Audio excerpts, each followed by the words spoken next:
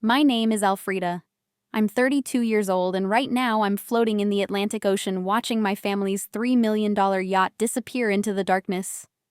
Blood from where my father struck me mixes with the salt water, but I can't stop smiling because they have no idea what's coming.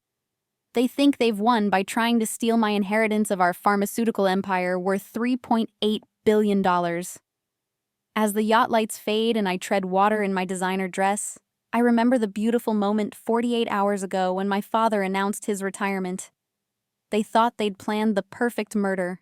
Before we dive into how I ended up bleeding in the ocean, while my family toasted champagne to my death, tell me where you're watching from today. If you've ever dealt with family betrayal, or people trying to steal what you've rightfully earned, hit that like button and subscribe, because this story of corporate revenge will show you exactly how I turned their greed into their downfall. Trust me, you'll want to hear how a girl they tried to drown ended up sending them all to federal prison. 3 days before my parents attempted to murder me, I was sitting in the corner office of Blackwood Pharmaceuticals, the company I'd helped build from a $50 million operation into a $3.8 billion empire. For 10 years, I'd worked 80-hour weeks, sacrificed relationships, missed holidays, and poured my soul into this company, believing that one day it would be mine. My father, William Blackwood, had built the initial framework, but I was the one who'd secured the patents that made us billions, negotiated the international distribution deals, and developed the pipeline of drugs that would sustain us for the next 20 years. This week was supposed to be my coronation.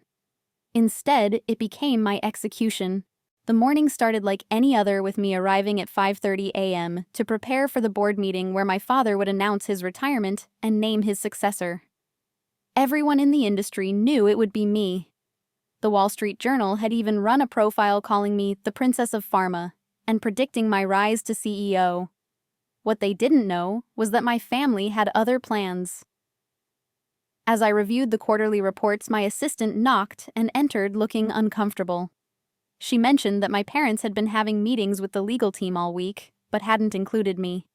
Strange, considering I was the chief operating officer and should have been involved in any major legal discussions. I decided to investigate and walked toward the executive conference room where I could hear muffled voices. Through the crack in the door, I heard my mother Catherine's distinctive laugh. She'd been an actress before marrying my father for his money 35 years ago, and she still had that theatrical quality that made everything she did feel like a performance. Next to her sat my younger sister Alicia, which was odd because Alicia hadn't set foot in the office in 5 years. At 26, my sister had never worked a day in her life, preferring to spend her time at charity galas that were really just covers for her cocaine habit and rotating cast of boyfriends who were attracted to our family's wealth. What really caught my attention was the stack of documents on the table. From my angle, I could see they were share transfer agreements, and my name was prominently featured. My father was speaking to our chief legal counsel about ensuring the transfer would be ironclad and impossible to contest. My blood ran cold as I heard him say that by Monday, Alicia would control my 33% stake in the company, giving her and my parents combined control of 81%. I backed away from the door, my mind racing. Why would they transfer my shares to Alicia? Those shares were in my name, legally mine, a gift from my father on my 21st birthday, as incentive to join the family business. I returned to my office and tried to focus on work, but concentration was impossible. Around lunch, Alicia surprised me by stopping by something she hadn't done in years. She perched on my desk, swinging her designer heels, and asked how the retirement party planning was going. Her eyes had that glassy look that told me she was high, but there was something else there too, a smugness that made me uneasy. She mentioned that Daddy had promised her a bigger role in the company, and wasn't it exciting that things were finally changing? When I asked what role exactly, she just smiled and said I'd find out soon enough. After she left, I noticed she'd been looking at the family photo on my desk, the one where I was holding my MBA diploma while my parents looked on with what I'd always thought was pride. That evening, I went to my parents' mansion in Westchester to discuss the retirement party details. The house was a monument to excess with its 22 rooms, Olympic-sized pool, and garage full of luxury cars that my mother collected but rarely drove. I found them in my father's study papers spread across his mahogany desk. When I entered, they quickly covered the documents, but not before I glimpsed the letterhead of a mental health facility. My mother jumped up, all fake concern, asking if I was feeling all right because I looked tired. She pressed her hand to my forehead like I was a child, mentioning that I'd been working too hard and maybe needed a vacation after the announcement. I tried to bring up the succession plan, but my father dismissed me, saying everything was handled, and I should focus on making the party perfect. The way he said it, like I was an event planner instead of his COO, made my stomach turn. As I left, I heard my mother whisper to him about making sure the yacht was fully stocked for the weekend. I'd forgotten about our family tradition of taking the yacht out after major company events, but something in her tone made it sound less like a celebration and more like a plan. On my way out, I passed my father's home office and noticed the shredder had been running. The bin was full of destroyed documents, and a few unshredded pieces caught my eye. They were medical forms with my name on them discussing treatment for paranoid delusions and recommending immediate hospitalization. That night, I called Barnaby, our family lawyer, who'd known me since I was 5. He'd taught me to ride a bike, attended my college graduation, and had always been more of an uncle than an employee. When I explained what I'd seen and heard, there was a long silence on the other end. Finally, he admitted that my parents had been asking unusual questions about power of attorney asset protection and what would happen to my shares if I was declared mentally incompetent or deceased. He'd assumed they were doing estate planning, but now he wasn't so sure. He promised to look into it and warned me to be careful. As I hung up, I realized that my family wasn't planning a retirement party. They were planning a coup. The next morning, my father called an emergency family meeting at the office. He announced that before the official retirement party, he wanted to spend quality time together on the yacht. Just family, he emphasized, looking directly at me. No assistants, no phones, no distractions. He said it would be our chance to bond and discuss the family's future in a relaxed setting. My mother clasped her hands together like it was the most wonderful idea she'd ever heard, while Alicia smirked from across the conference table. Every instinct screamed danger, but refusing would only give them ammunition for their mental instability narrative. I agreed, watching my father's satisfied smile and wondering when the man who taught me to swim had decided to drown me. Back in my office, I made preparations. If they wanted me isolated on a yacht, I needed insurance. I called my personal security team, the one I'd hired after receiving death threats from a competitor we'd beaten in a patent dispute. I instructed them to maintain distance but keep the yacht under surveillance. I also visited my bank and activated emergency protocols on my accounts requiring verbal confirmation for any transfers over $10,000. The bank manager, who'd handled our family's wealth for decades, seemed surprised, but complied.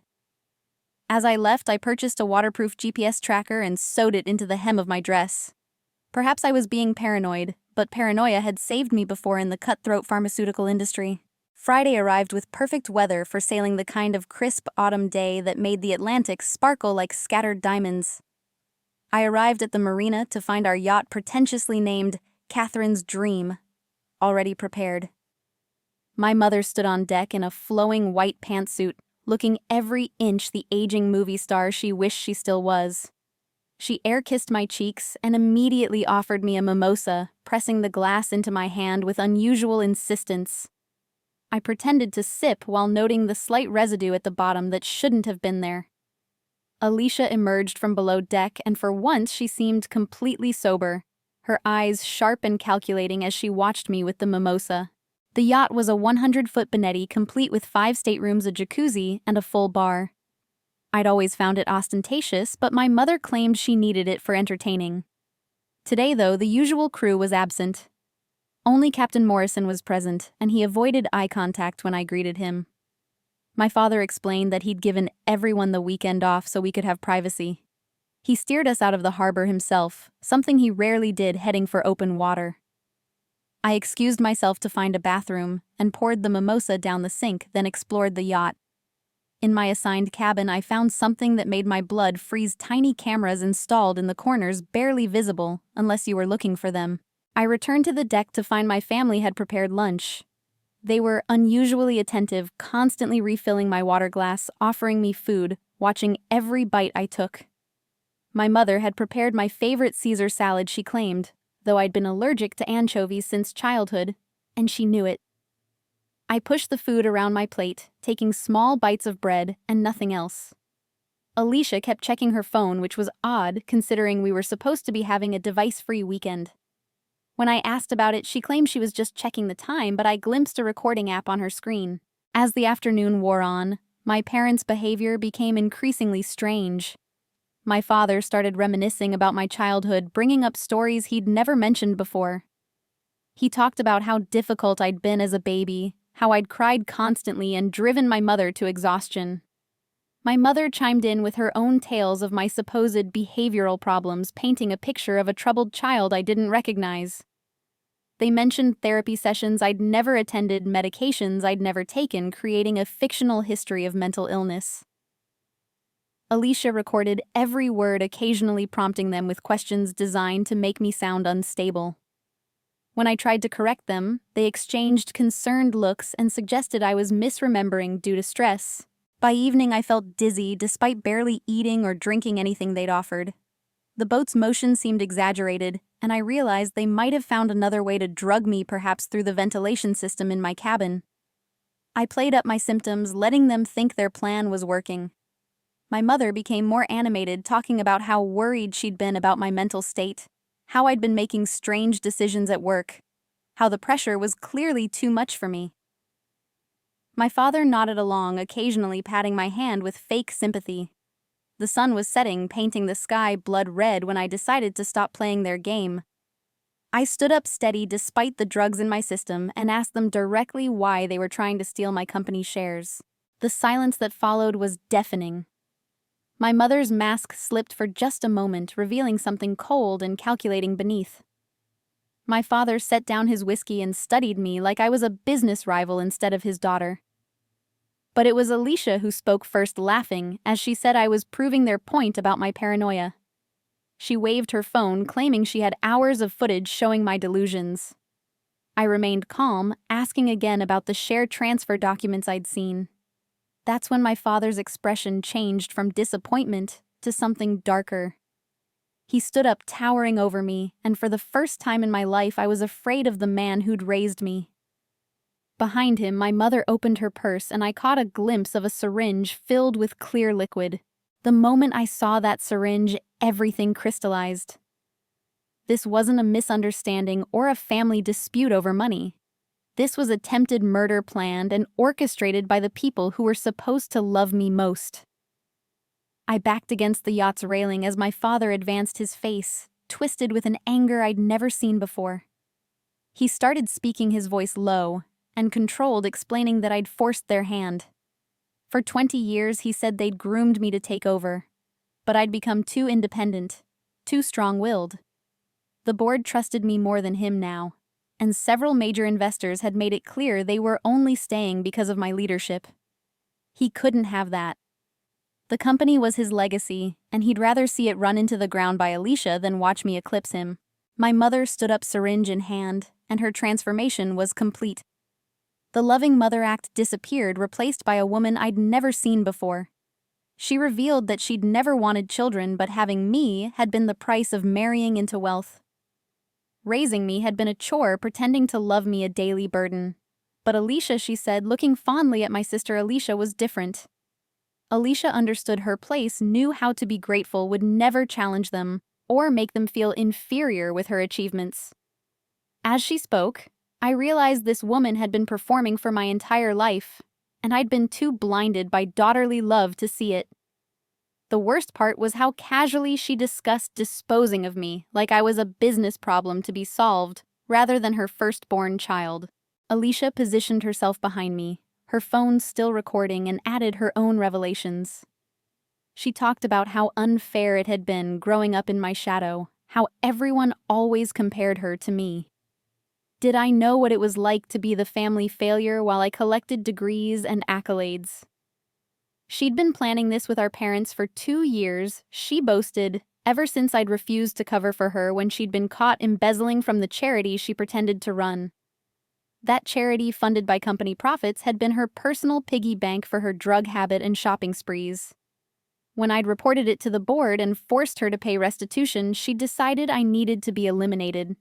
The family that steals together stays together. She laughed high on more than just the prospect of billions.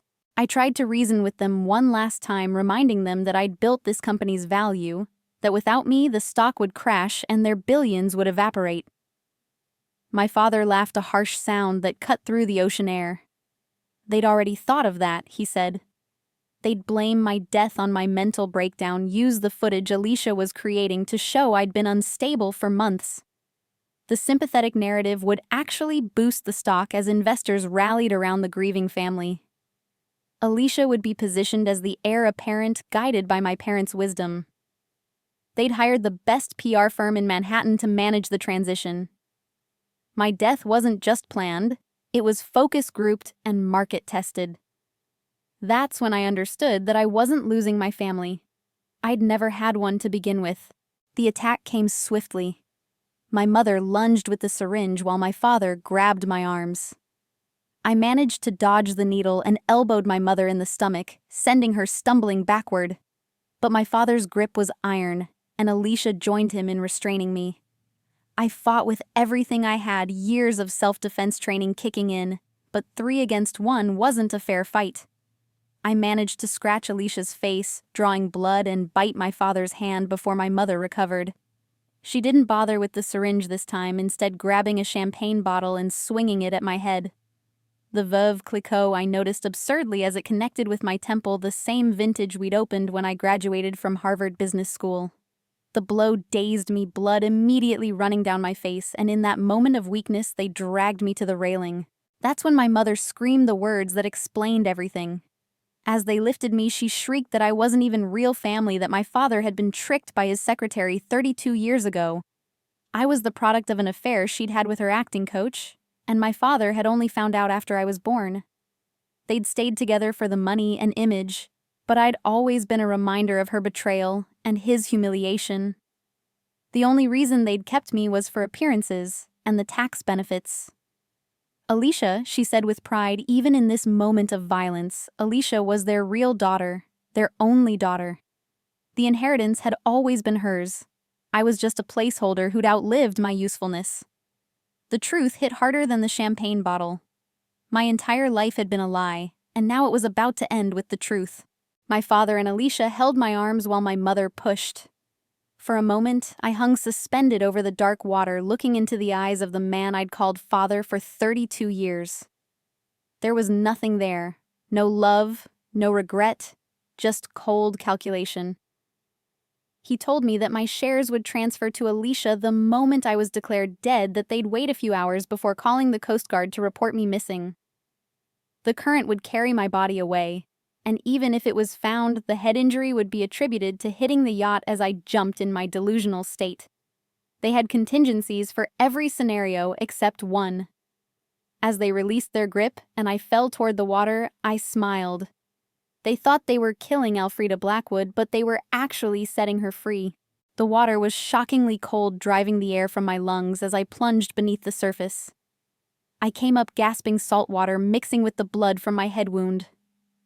Above me, I could see them at the railing silhouettes against the yacht's lights. They were already celebrating passing champagne glasses, toasting to their success. Alicia threw a life preserver over the side, but deliberately aimed it away from me, ensuring I couldn't reach it. They wanted it on record that they'd tried to save me. My mother blew me a mocking kiss, my father turned his back, and Alicia kept filming until I was just a speck in the darkness. Then they went inside, leaving me alone in the vast Atlantic with nothing but the clothes on my back and the knowledge that everything I'd believed about my life was false. As the yacht's engines roared to life and they headed back toward shore, I treaded water and activated the GPS tracker in my dress. Let them have their celebration. They had no idea what was waiting for them on land. As I floated in the freezing Atlantic, fighting to keep my head above water, while blood continued to seep from my wound, I let my mind drift back 3 years to the moment I'd first realized my family might betray me. It had been at a board meeting where I'd presented a revolutionary new drug delivery system that would triple our market value. The board had given me a standing ovation, but I'd caught the look on my father's face in that moment of triumph. It wasn't pride, it was fear. Fear that his daughter was surpassing him, that his legacy would be overshadowed. That night, I'd overheard him tell my mother that they needed to find a way to control me before I became too powerful to stop. Most daughters would have dismissed it as professional jealousy. I started planning for war. The first person I'd approached was Barnaby, who'd been horrified by my suspicions but agreed to help protect me legally.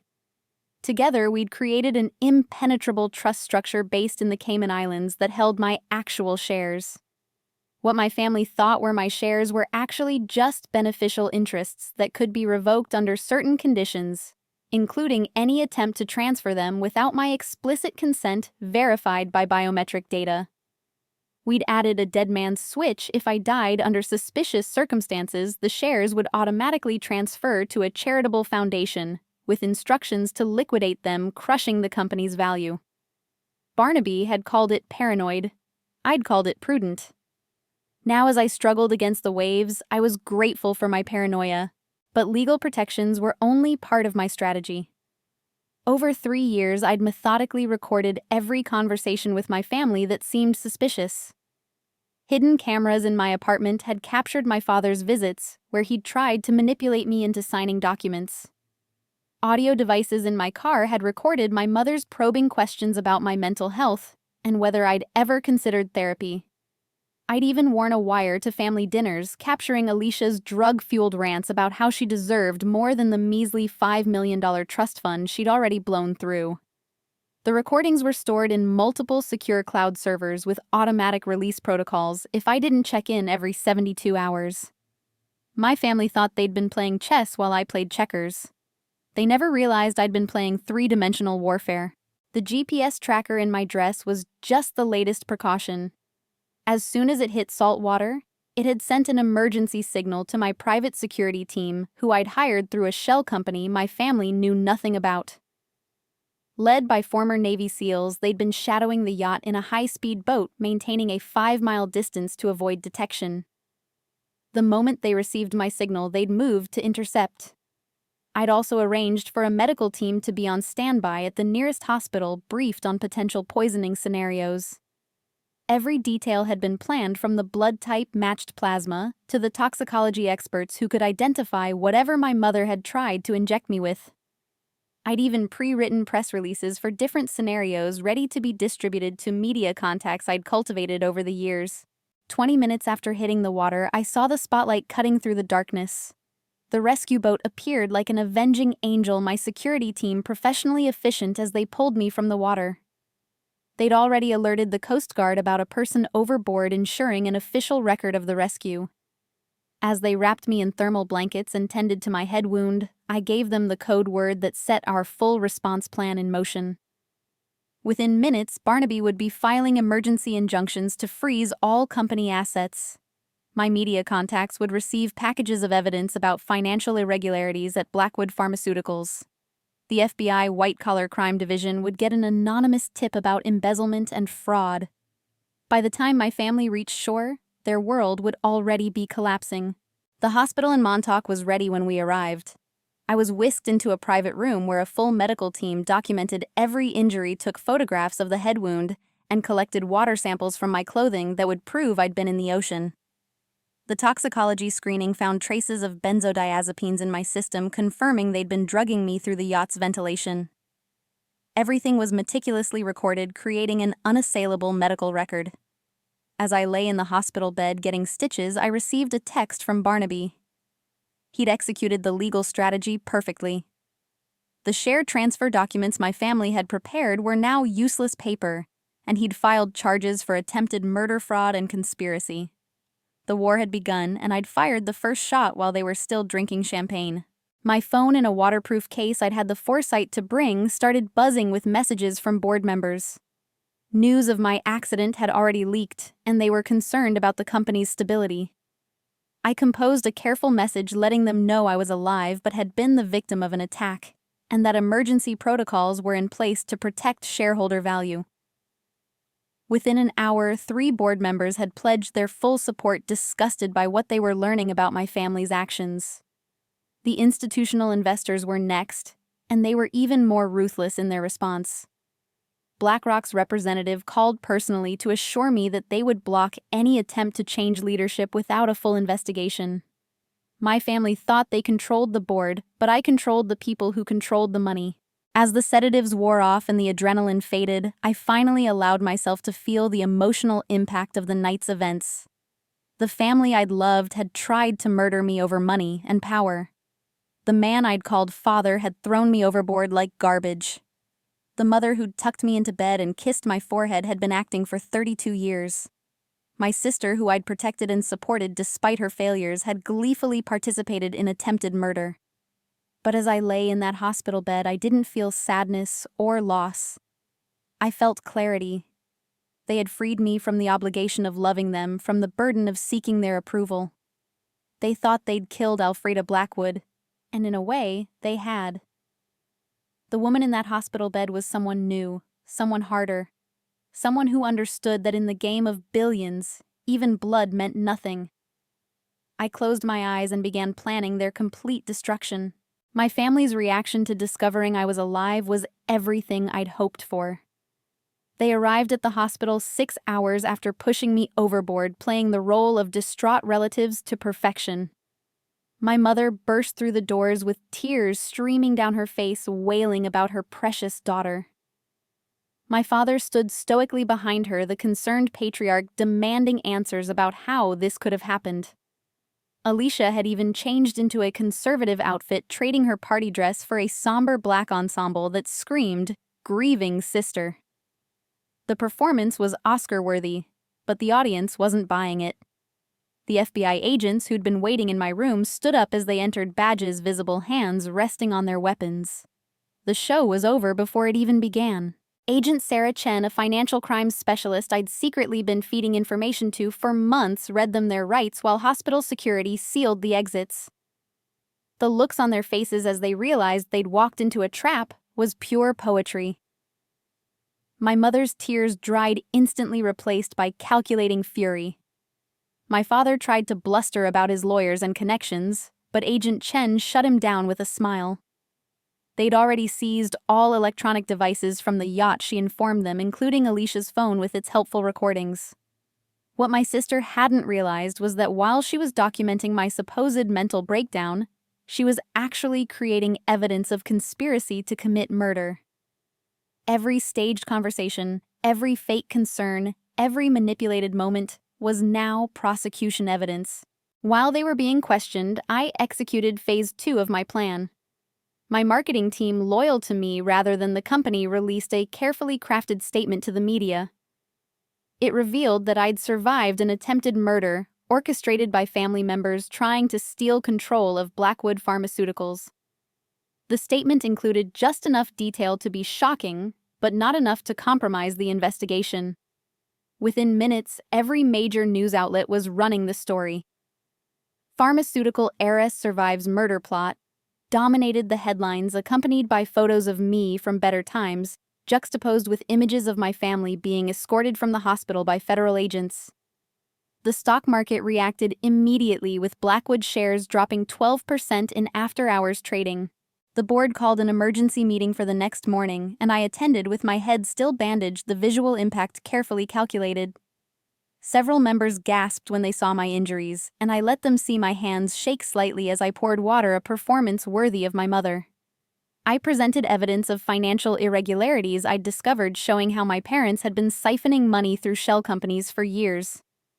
The charity Alicia ran, which received $2 million annually from the company, had never actually helped anyone except her drug dealers and designer clothing stores. My father had been using company jets for personal trips to meet mistresses, billing them as business expenses. My mother had been selling insider information to competitors, using her acting connections to pass secrets. The board sat in stunned silence as I laid out 5 years of embezzlement totaling over $50 million. But the real shock came when I revealed the recording from the yacht. I'd been wearing a waterproof recording device that captured everything from my mother's confession about my parentage to their detailed murder plan. The board members' faces went from shock to rage as they heard my father coldly discussing how my death would boost stock prices. Several of them had daughters my age, and I could see them imagining their own children in my position. By the time the recording finished with the splash of my body hitting the water, the vote was unanimous. William Blackwood was removed as CEO effective immediately, and a restraining order was issued preventing him from entering company property. They offered me the position of interim CEO, which I accepted with appropriate reluctance, as if I hadn't been planning this moment for 3 years. The media explosion that followed was beyond even my expectations. Every major network wanted interviews, and I gave them selectively, always appearing fragile but determined.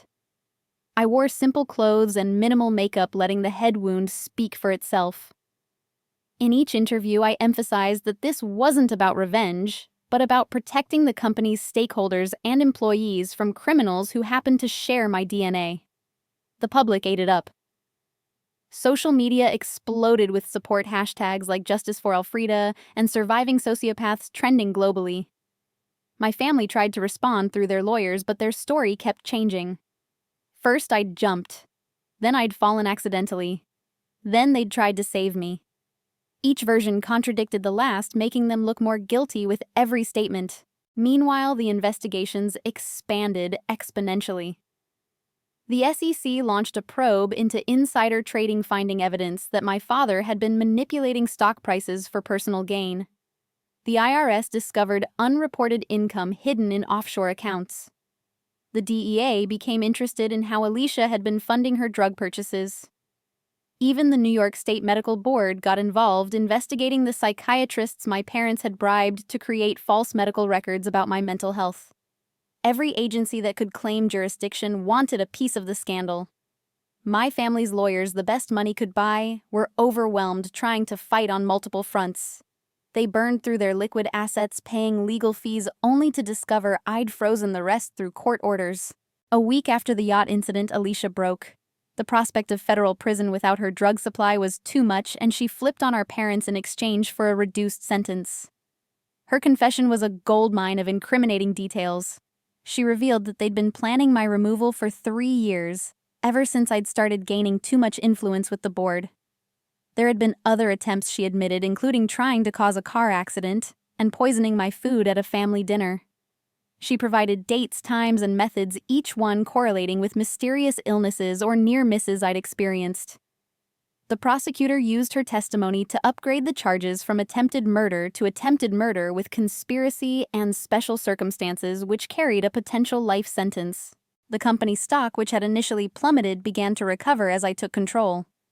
I immediately implemented reforms including transparent financial reporting and ethical business practices my father had resisted. I cut executive bonuses and redirected the funds to employee profit sharing. I ended the predatory pricing on life-saving medications, choosing sustainable profits over exploitation. Every decision was designed to show that Blackwood Pharmaceuticals under my leadership would be the opposite of what it had been under my father's. The market responded positively, and within 2 weeks our stock had not only recovered but reached new highs. The financial press called it the most dramatic corporate turnaround in pharmaceutical history. My would-be murderers had actually done me a favor by giving me the opportunity to remake the company without their interference. The October morning of the final board vote dawned crisp and clear, pathetic fallacy at its finest as my family's fate hung in the balance.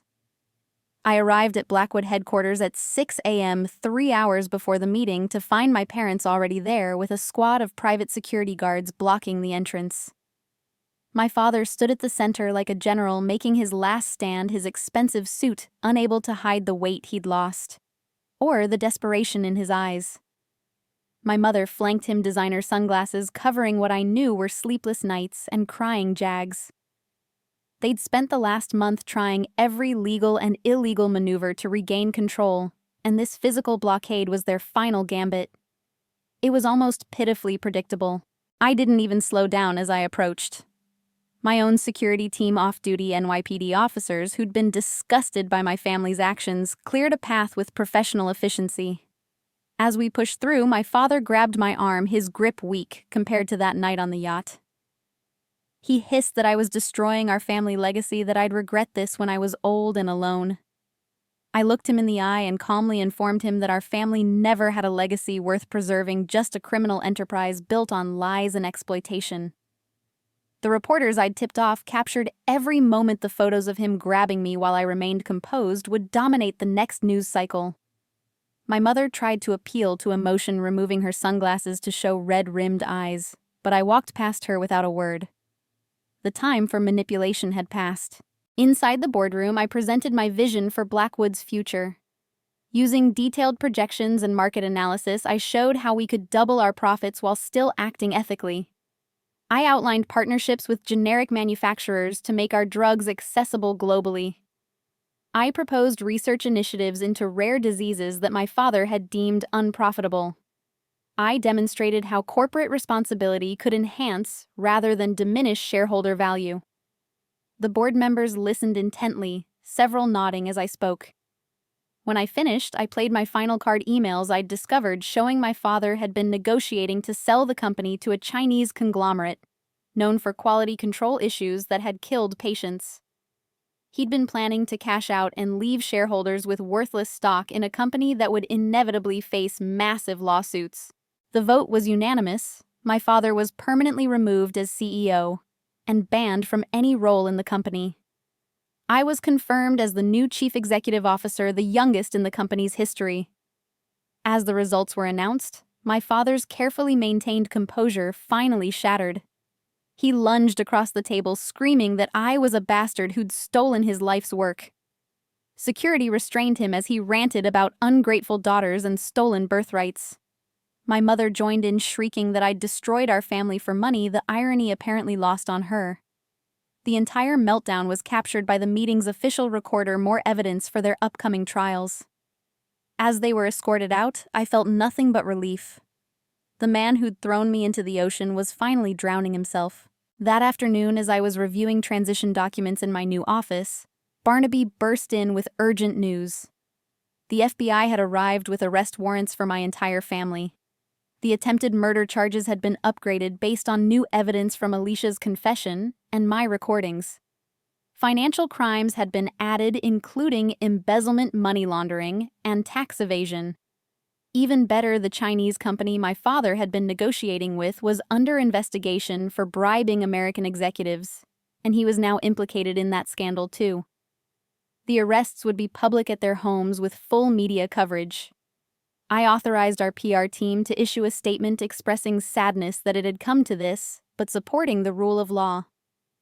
Privately, I opened a bottle of champagne, the same Veuve Clicquot my mother had used to assault me, and toasted to justice. The arrests were everything I'd hoped for, and more. FBI agents descended on my parents' Westchester mansion during their afternoon tennis game, leading them away in handcuffs while neighbors watched from manicured lawns. My mother's mugshot mascara running down her face became an instant meme. My father, who'd spent decades cultivating an image of respectability, was photographed doing the perp walk in his tennis whites. Alicia was arrested at an upscale rehab facility, her 5th attempt at getting clean that year.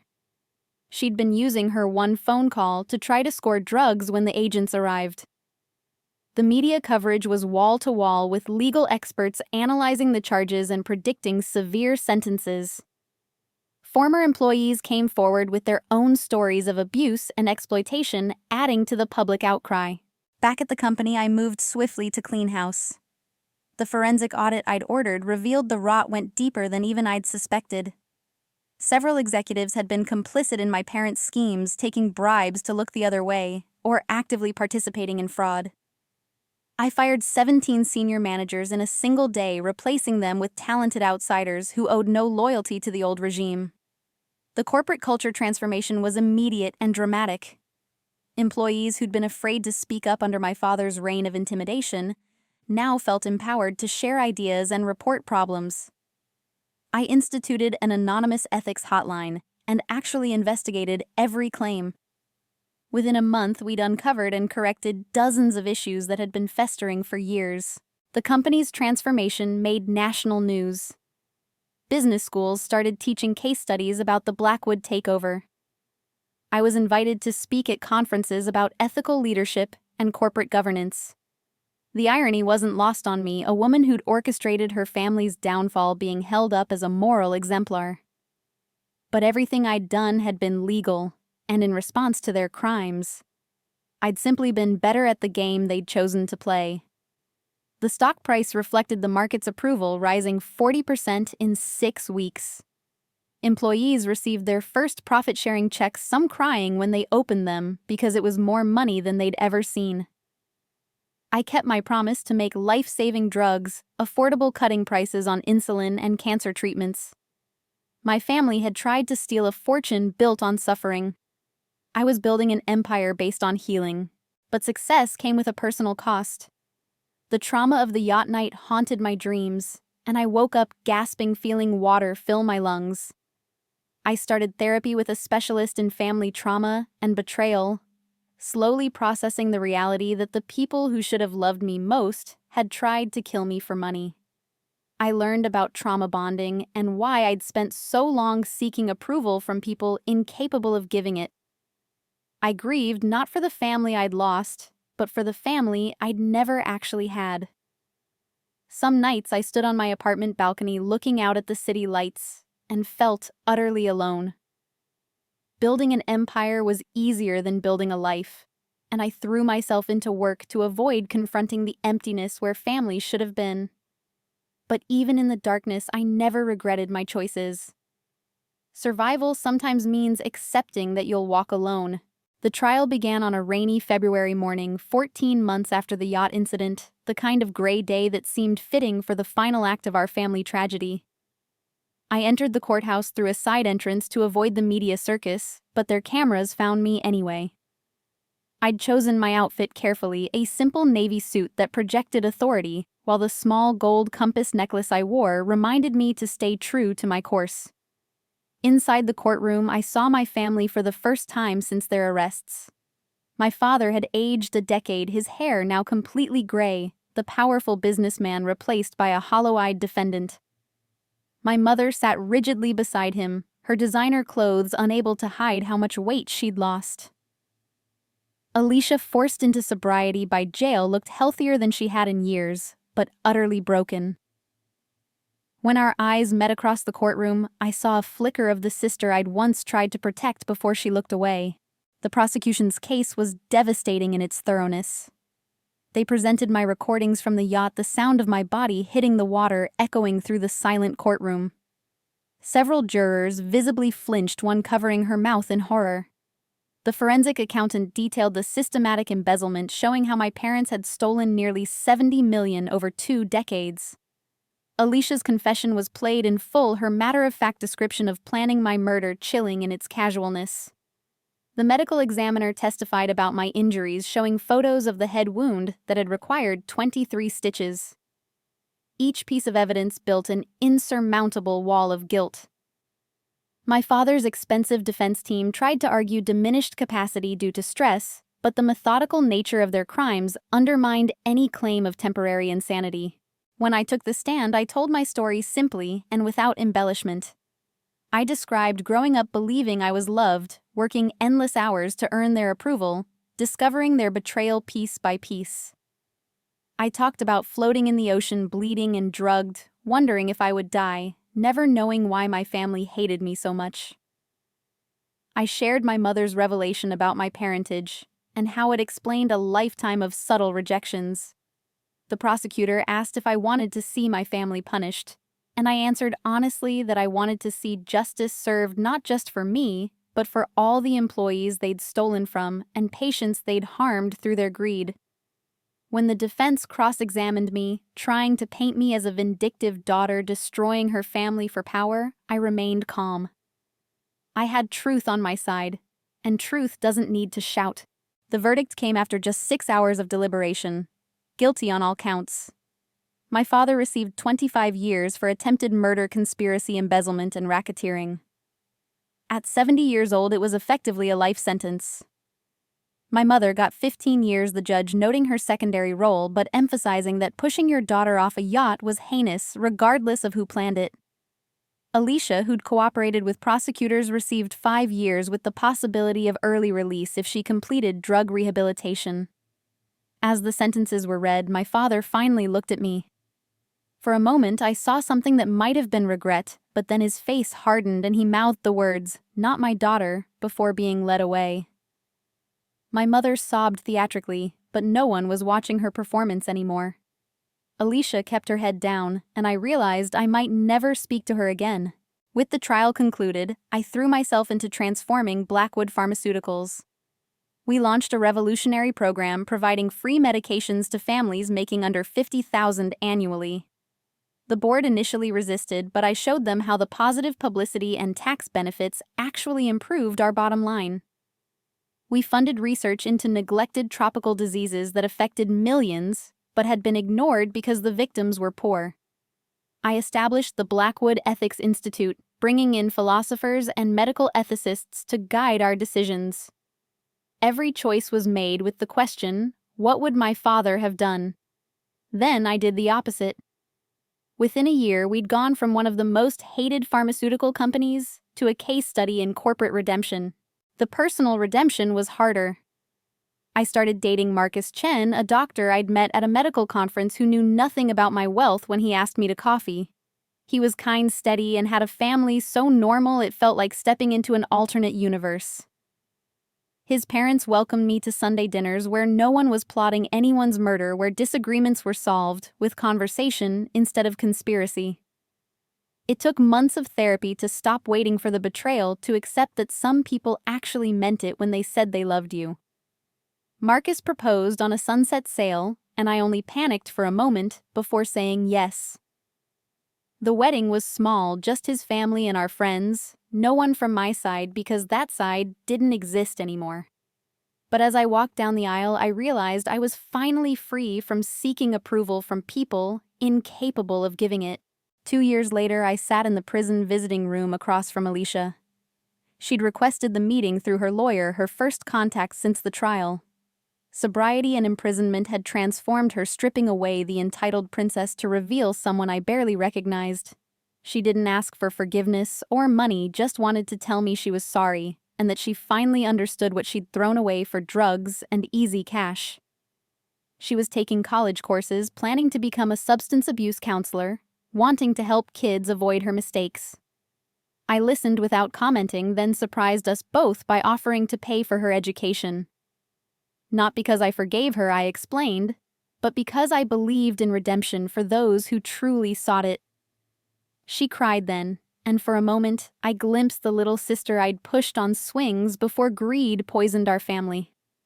I left without making promises, but I'd already instructed Barnaby to set up an educational trust.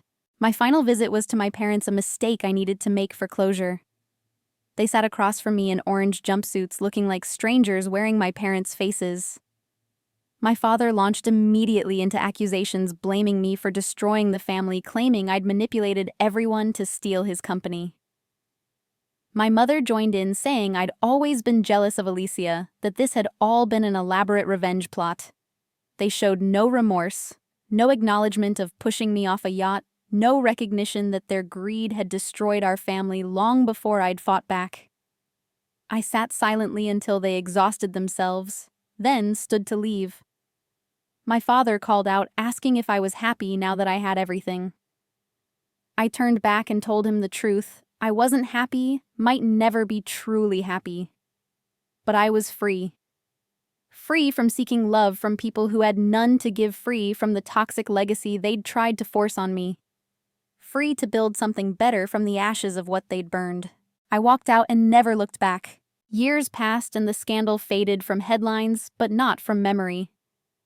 Blackwood Pharmaceuticals became the industry leader in ethical practices, our profits proving you could do good while doing well. I married Marcus in a ceremony on a beach far from any yacht, and we built a life based on trust and genuine affection. When our daughter was born, I held her and promised she would never have to earn my love, never have to prove her worth, never have to fear that my affection was conditional on her achievements. I named her Hope because that's what she represented: hope that cycles can be broken, that poison doesn't have to pass through generations, that sometimes the worst betrayal can lead to the best life. The empire my parents tried to steal became something greater than they'd ever imagined, because I'd learned the lesson they'd taught through cruelty. Family isn't about blood, it's about loyalty.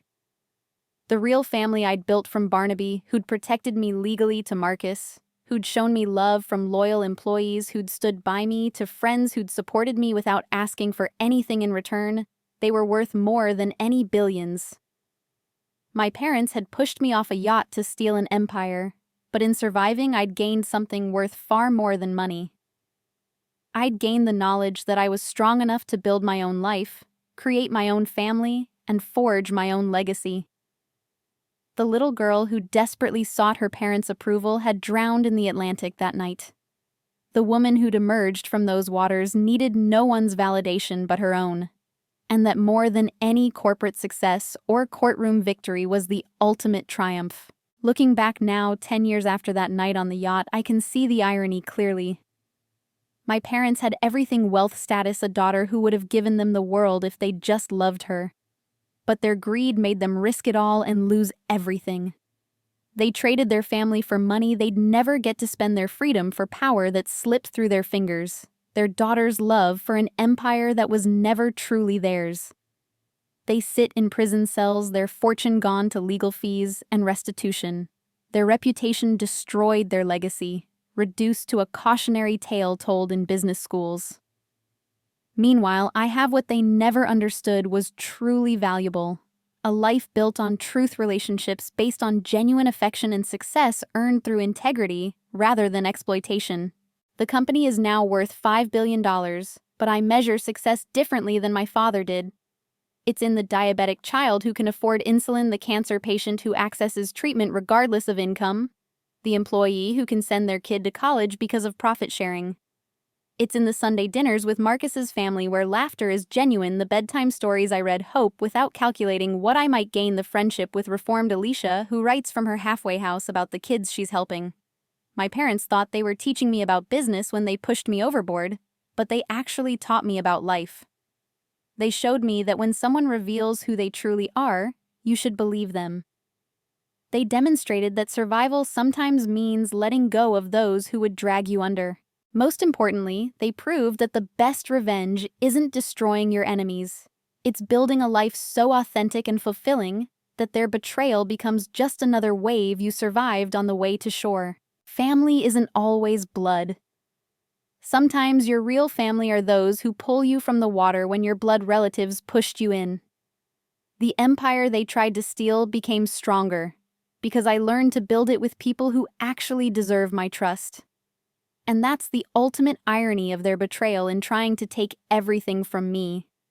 They gave me the freedom to become who I was always meant to be, unconstrained by their expectations, unlimited by their lack of love, unafraid, because I'd already survived the worst they could do.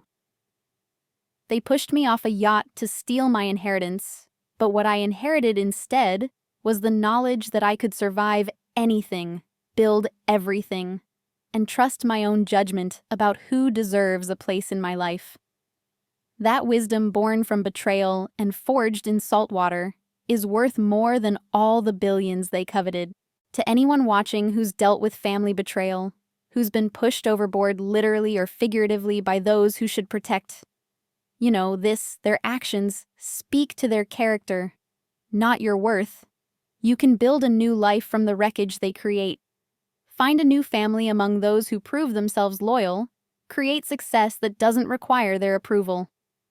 The water might be cold, and the swim to shore might be long, but you're stronger than you know. And sometimes, just sometimes, the push that was meant to destroy you becomes the catalyst that sets you free. Thank you for sharing this journey with me.